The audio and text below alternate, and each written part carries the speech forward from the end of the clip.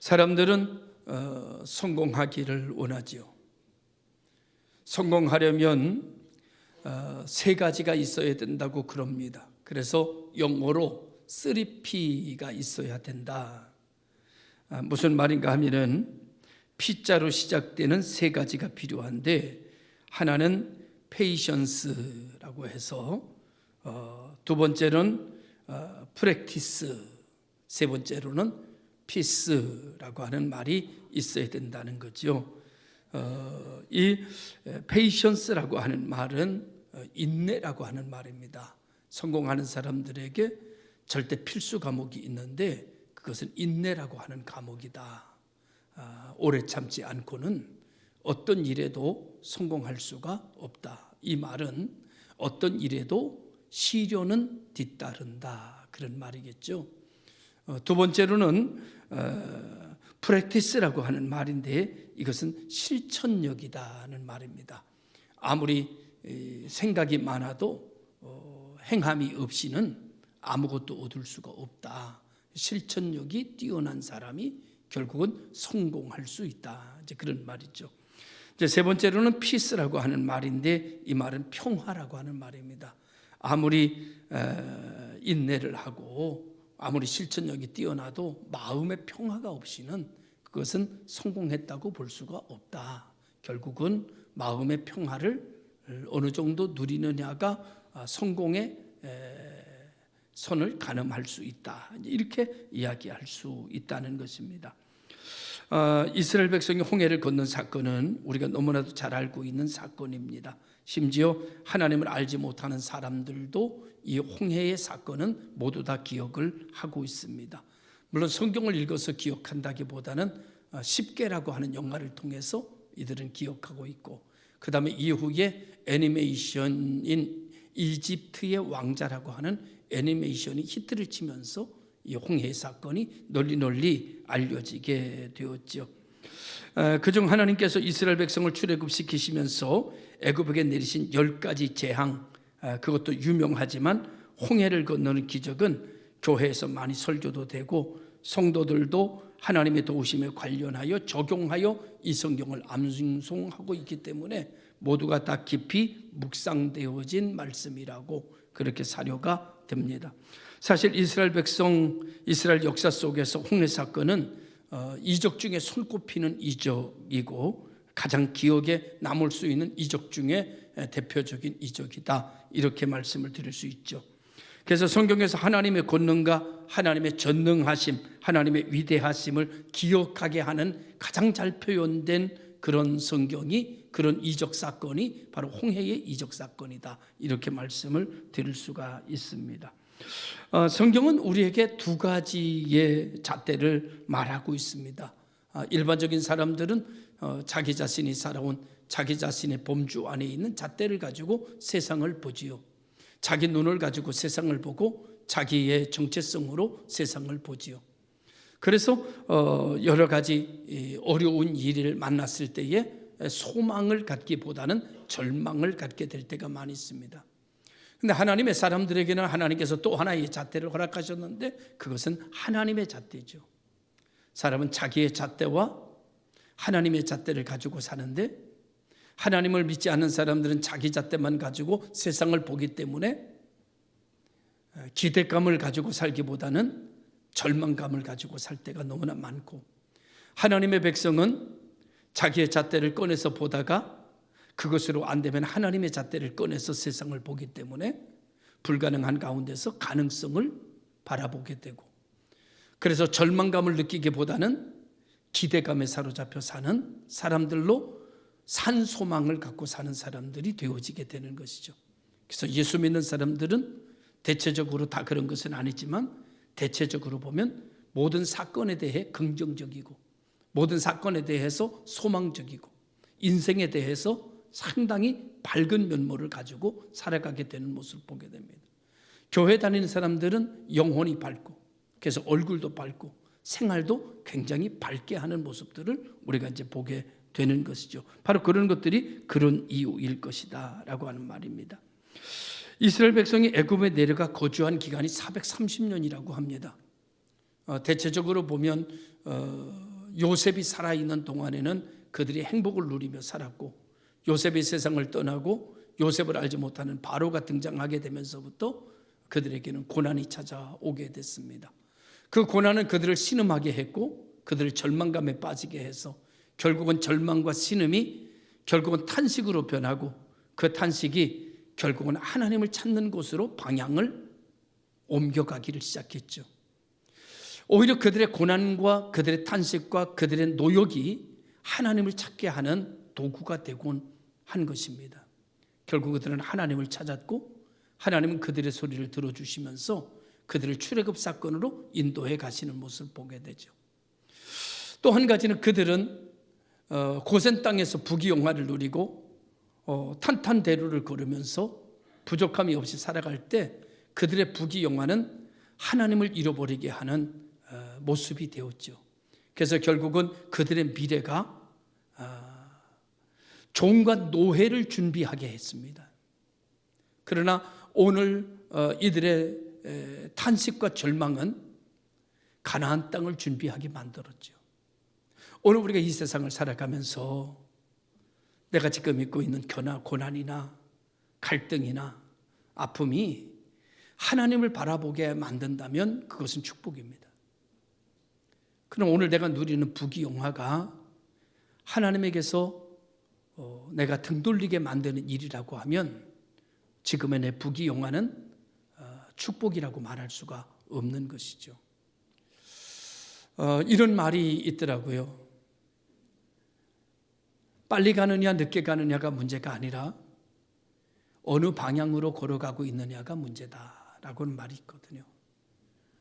빨리 가는 사람도 필요하고 늦게 가는 사람도 필요합니다. 그러나 정말 중요한 것은 내가 제대로 된 방향으로 가고 있는가라고 하는 것은 더 중요한 것이죠.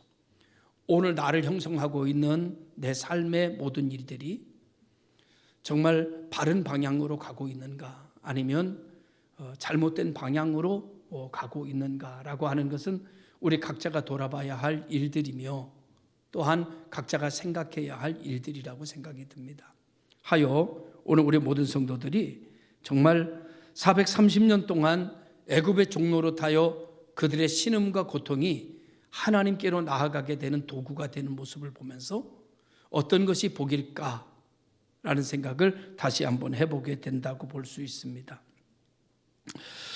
그런데 하나님께서 이스라엘 백성들을 이제 애굽의 노예에서 출애굽시켜서 그들을 이끌고 가시는데, 어디로 이끌고 가시는가 하면 모세를 중심으로 이끌고 가시는데 60만 대군이 믹돌이라고 하는 그런 홍해가 앞에 가로막혀 있는 곳으로 그들을 이끌어 가십니다. 왜 하나님은 이렇게 하시는 걸까? 오늘 우리는 우리의 삶을 놓고 보면서도 그런 질문을 많이 합니다. 하나님 왜 이러시는 걸까? 라는 생각을 가질 때가 많죠. 하나님의 생각이 내 생각보다 못하다, 그렇게 느낄 때가 있죠. 내 생각이 훨씬 더 괜찮잖아요. 어때요, 여러분?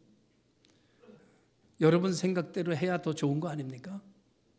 하나님 생각은 너무나, 하나님 생각 왜 홍해로 가요? 홍해를 피해서 한 열흘 정도, 보름 정도면 가나안 땅에 들어갈 육지를 행하여 갈 수 있는 그런 땅도 충분히 있는데 왜 홍해 앞에다 갖다 진을 치도록 만드시는 걸까? 아마 모세에게 그냥 네가 알아서 인도해서 가나안까지 가라, 그러면 훨씬 더 나은 길을 선택했을 거예요. 왜냐하면 모세는 이집트의 왕자로 훈련도 받았고 광야에서 40년 동안 살아가면서 광야가 어떤 것도 알았고, 그래서 그는 노선을 정할 때에 홍해가 있는 쪽으로 노선을 정하지 않았을 거예요. 그리고 그는 육지를 통해서 빠른 속도로 가나안 땅으로 들어갈 수 있는 15일이면 보름이면 들어갈 수 있는 땅을 결정했을 거예요. 근데 하나님은 그 길로 이스라엘 백성들을 인도하지 않고 피할 수 없는 홍해 바다 앞에다가 진을 치도록 만드셨단 말이에요. 그러니까 하나님의 생각이 모세의 생각보다 못한 거죠. 우리는 살아가면서 이런 생각이 들 때가 많아요. 하나님 생각대로 하면 어려우니까 내 생각대로 해주시면 훨씬 더 빠른 방법을 선택할 수 있겠다. 늘 생각합니다. 내 생각이 하나님 생각보다 낫다.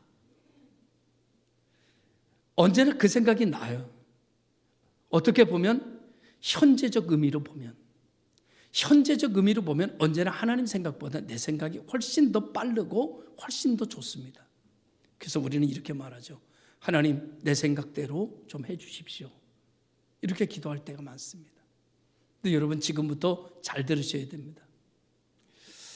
하나님께서 이스라엘 백성들을 홍해 앞에다가 딱 갖다 놨어요. 앞으로 갈 수 없도록. 그리고 거기다가 진을 쳤어요. 그리고 하나님께서 이 소식을 애굽의 바로에게 알립니다. 애굽의 바로가 60만 대군이 노동력이 사라진 것에 마음이 아파하고 있는데, 그들이 어디쯤 가고 있느냐 물어보니까 홍해 앞에다가 진을 쳤다는 거예요. 그래? 그럼 우리가 따라잡을 수 있겠구만. 야, 군대 준비해. 그래가지고 군사를 준비해가지고 그들 뒤를 추적하게 된 거예요. 성경은 이렇게 말해요.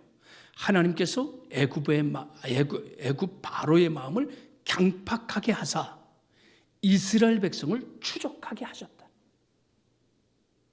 하나님이 이스라엘 백성을 홍해 바다 앞에다 진을 치게 만드셨고, 이 소식을 바로에게 들리게 하여 바로의 마음이 강팍하여 바로로 하여금 그들을 추격하게 하셨다. 누가 했다고요? 하나님이 하셨다. 우리는 여러분, 고난을 당할 때, 힘들 때 우리는 생각해야 돼요. 하나님의 섭리 가운데 되어져 가고 있다. 우리는 하나님을 빼고 생각하기 때문에 너무 힘든 거예요. 왜 우리는 우리가 당하는 고난, 우리가 당하는 힘듦, 우리가 당하는 어려움 속에서 왜 우리는 하나님의 섭리를 생각하지 못할까요? 하나님의 섭리 중에 움직이지 않았기 때문에요. 하나님의 섭리 속에서 계획하지 않았기 때문에요. 하나님의 섭리 속에서 준비하지 않았기 때문에, 하나님 섭리로 살아가지 않았기 때문에, 어려움을 당했을 때 하나님의 섭리를 생각 못하는 거예요. 하나님의 섭리 가운데 살아갔으면 어려움을 당했을 때도 하나님의 섭리를 생각하고 하나님의 역사를 생각하고 하나님의 도우심을 바라봤을 텐데, 내가 사는 것은 내 마음대로 살았기 때문에 고난 중에 내 마음대로 생각하는 거예요. 그러니까 힘들고, 그러니까 절망하고, 그러니까 탄식하게 되는 거죠. 이스라엘 백성이 그랬거든요. 여기까지 우리를 데려오신 분이 하나님이라는 사실을 생각하지 않았어요. 적어도 회중들 마음속에는 하나님이 없었거든요. 여러분의 마음속에는 하나님과 함께 가십니까? 하나님과 함께 보십니까? 하나님과 함께 들으십니까? 하나님과 함께 말하십니까? 오늘 내 잣대만 가지고 보면 우리는 기대감을 가질 수가 없어요. 내 잣대만 가지고 보면 우리는 이 사건 앞에서, 문제 앞에서, 내 인생 앞에서 우리는 말할 수 없는 절망감에 빠질 수밖에 없어요. 하나님이 여러분에게 또 주신 하나님의 잣대를 꺼내세요. 여러분의 잣대를 조용히 내려놓고 하나님의 잣대를 꺼내서 하나님의 잣대로 보면 다른 세상이 보입니다. 하나님의 잣대로 재면 다른 센치가 나옵니다. 다른 기준이 생겨나게 됩니다. 하여 홍해를 뛰어넘게 되는 것이죠. 하나님의 잣대만 나를 이 환경 속에서 기대감으로 바꿀 수 있다라는 사실을 우리는 잊지 말아야 될 줄로 믿습니다. 그래서 오늘 이들은 이스라엘 백성들이 쫓아오게 되고, 애굽의 군대가 뒤쫓게 되고, 이들은 방황하고 울부짖게 되었습니다. 이들은 고난 중에서 절망에 빠져버리고 말았죠. 그리고 모세를 원망하게 됐습니다. 싸움이 일어났습니다. 이들은 우리가 여기까지 온 것이 우리의 잘못이라고만 생각했습니다. 지금 이렇게 된 것이 모세의 잘못된 인도 때문이었다라고 생각했습니다. 그런데 사실은 모세의 인도는 하나님의 인도였고 모세의 계획은 하나님의 계획이었습니다. 오늘 이렇게 홍해 앞에 진을 쳐서 앞으로 가지 못한 것은 모세의 생각이 아닙니다. 하나님의 생각이었습니다. 그래서 모세는 여기서 이렇게 말합니다. 너희는 두려워 말고 가만히 서서 여호와께서 너희를 위하여 행하시는 구원을 보라. 너희가 오늘 본 애굽 사람을 영원히 다시 보지 못하리라. 오늘 하나님의 잣대를 딱 꺼내서 든 사람은 모세밖에 없어요. 모든 회중은 자기 잣대로만 봅니다. 자기 잣대로 보는 사람은 절망감에 눈물을 흘리고 있고, 하나님의 잣대를 꺼낸 사람은 기대감에 하나님의 구원을 바라보고 있어요. 하나님이 하실 것이다. 하나님이 하실 것이다. 아멘. 어떻게 할 거냐? 몰라요. 왜요? 하나님의 방법으로 할 거니까. 하나님의 방법은 난 모르니까. 나는 내 방법만 알지 하나님의 방법은 모르니까. 하나님이 역사하실 거예요. 어떻게? 몰라요. 어떻게 역사하실지. 그런데 역사하실 거예요. 은혜 주실 거예요. 관여하실 거예요. 하나님 찾아오실 거예요. 모세는 이렇게 말합니다. 가만히 있자.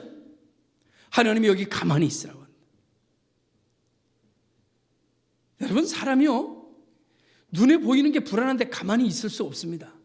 조금만 일만 있어도요, 가만히 앉아도 못 있어요. 일어나가지고 막 방을 뱅글뱅글 돕니다. 사람 불안하면 막 움직여야 됩니다. 그리고 누군가의 탓을 해야 됩니다. 그런데 오늘 하나님 뭐라고 말하는가 하면, 가만히 있어. 정신사나워. 가만히 있어. 가만히 있으라니까. 가만히 서 있어. 걱정하지 마.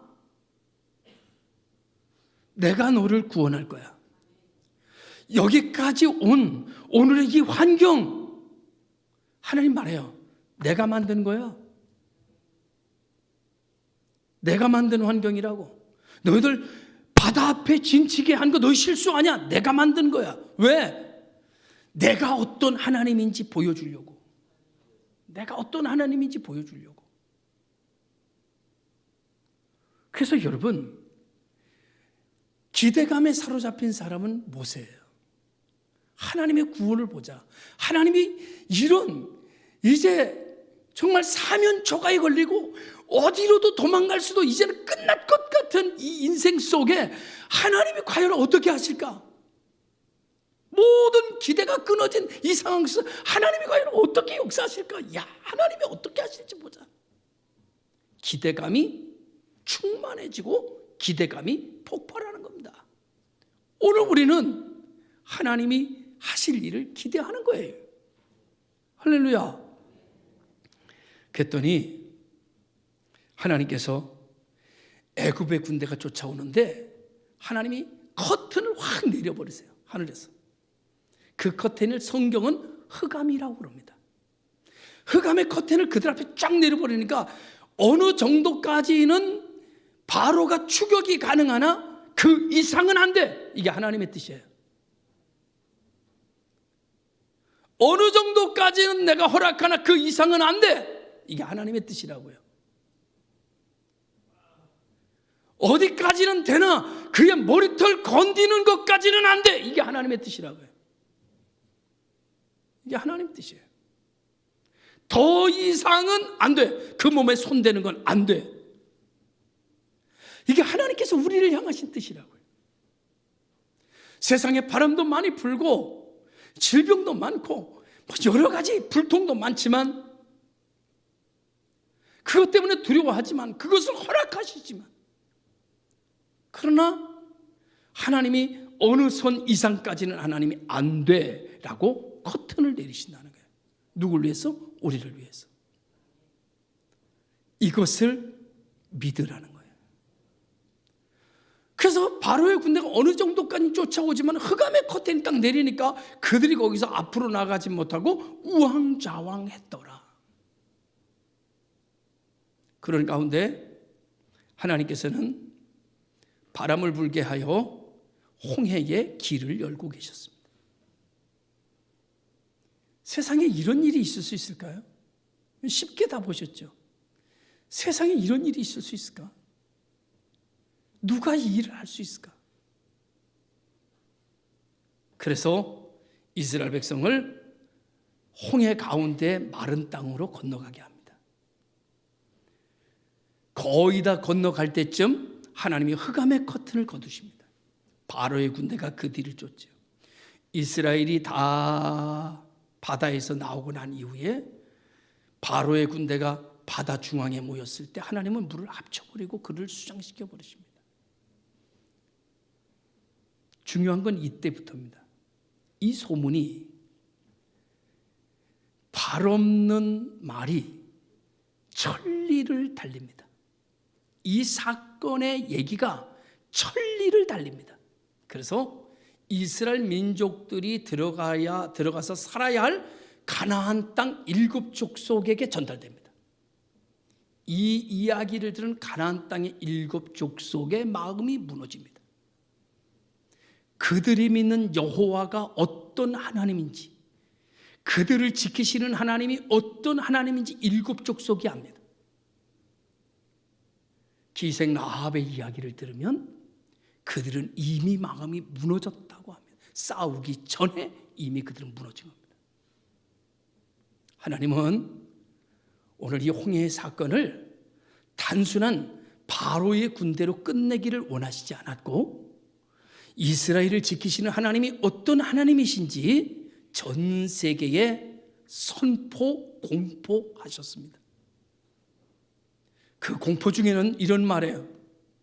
내 백성에게 손대면 죽는다. 기가 막힌 일이죠.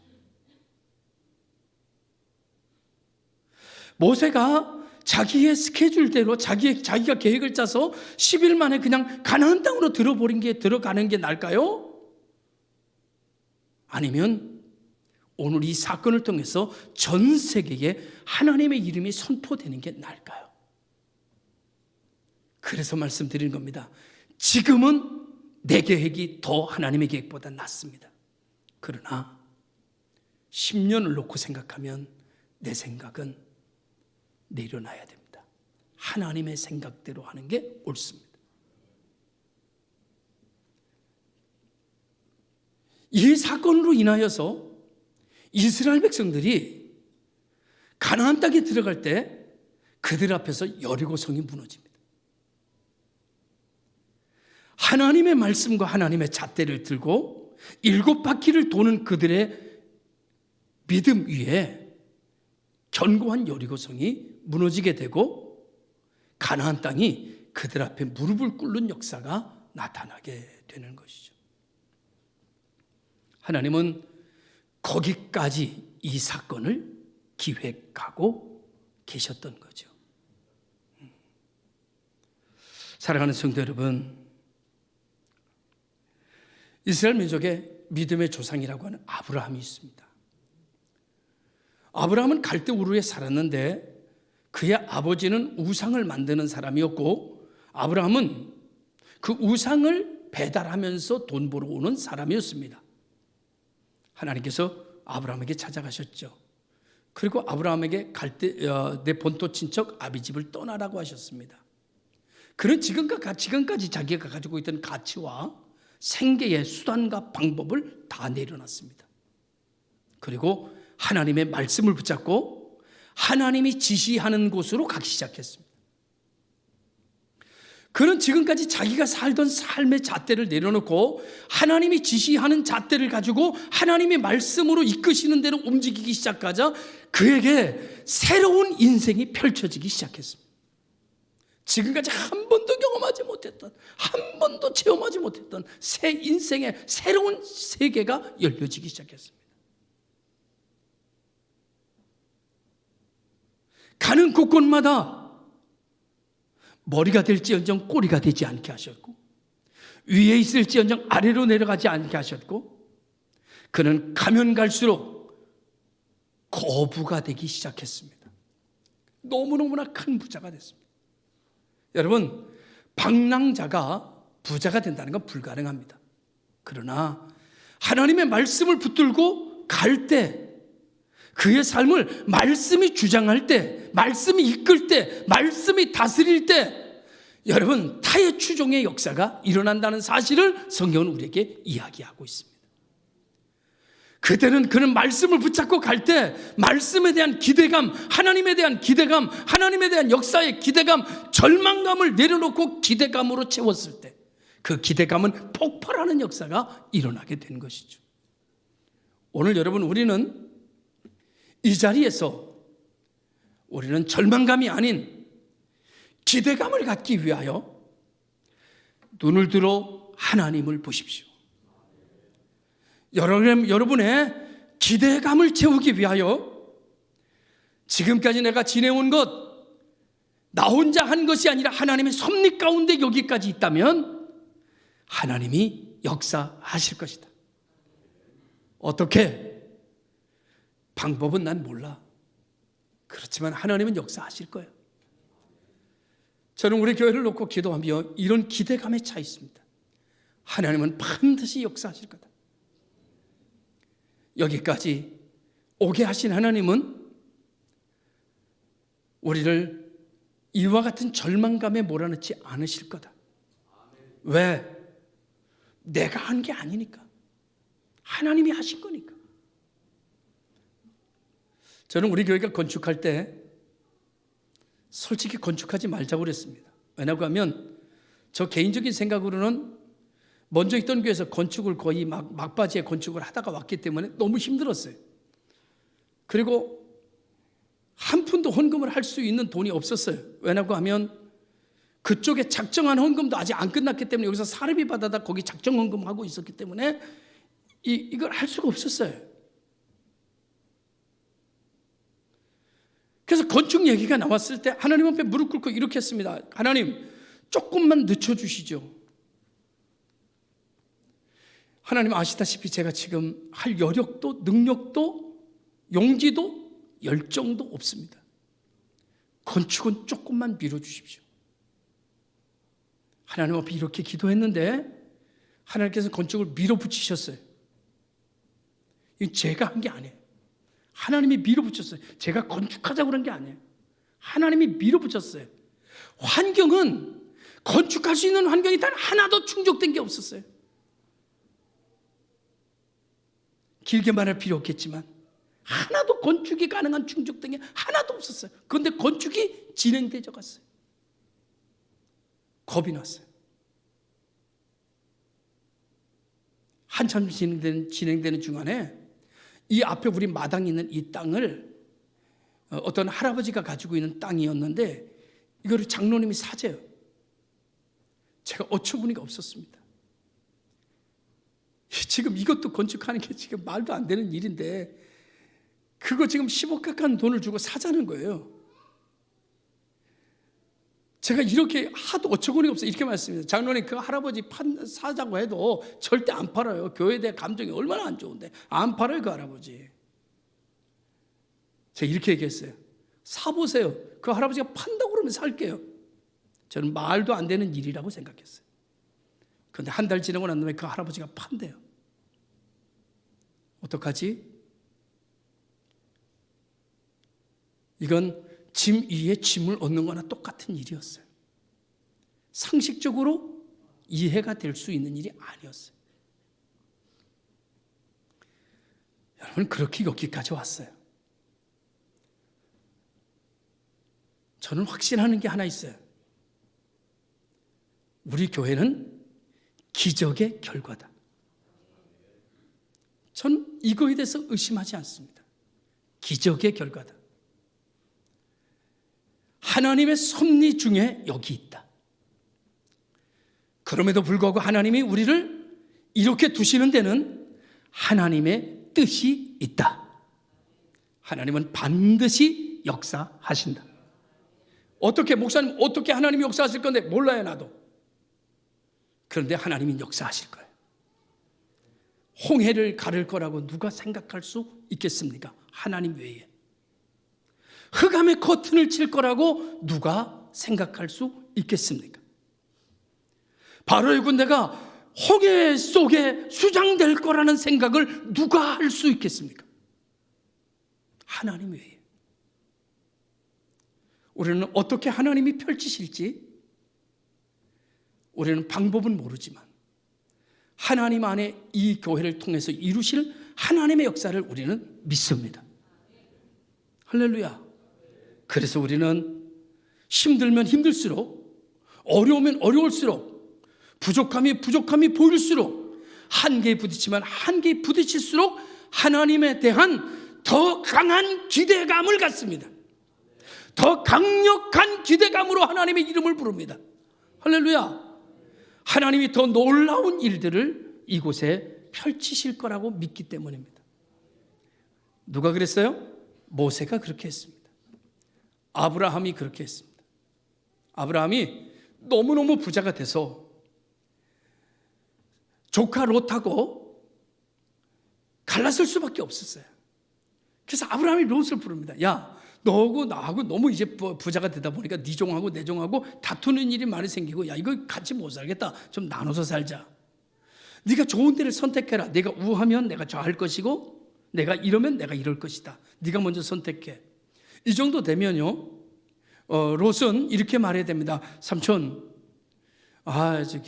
먼저 선택하세요. 제가 어떻게 먼저 선택해요? 이렇게 얘기해 예입니다. 그런 롯은 자기 눈에 보기에 좋은 초장을 선택합니다. 아브라함은 헤브론을 선택합니다.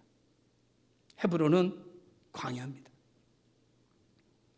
아브라함의 마음에 뭐가 있는지 아세요? 제가 아브라함을 만났거든요. 만나서 보니까 그게 있더라고. 아브라함. 인생에는요, 환경이 좋으냐 안 좋으냐로 결정되는 게 아니에요. 인생은요, 내가 어디 있느냐가 중요한 게 아니라 내가 누구와 함께 있느냐가 중요한 거예요. 아십니까?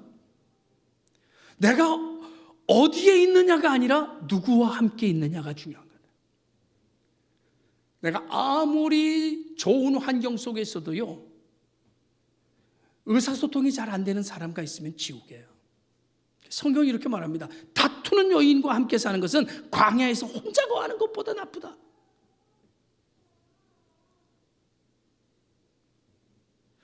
여러분, 롯은 그것을 몰랐지만 말씀을 따라다니면서 하나님의 역사를 체험했던 아브라함은 내가 어디 있으나 상관없다. 하나님이 나와 함께 하시는 곳이 천국이다.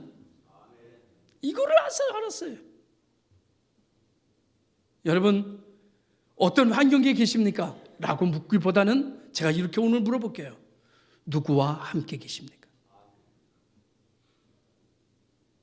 당신은 누구와 함께 있느냐에 따라서 절망 속으로 빠질 수도 있고 기대감으로 충만해질 수도 있습니다.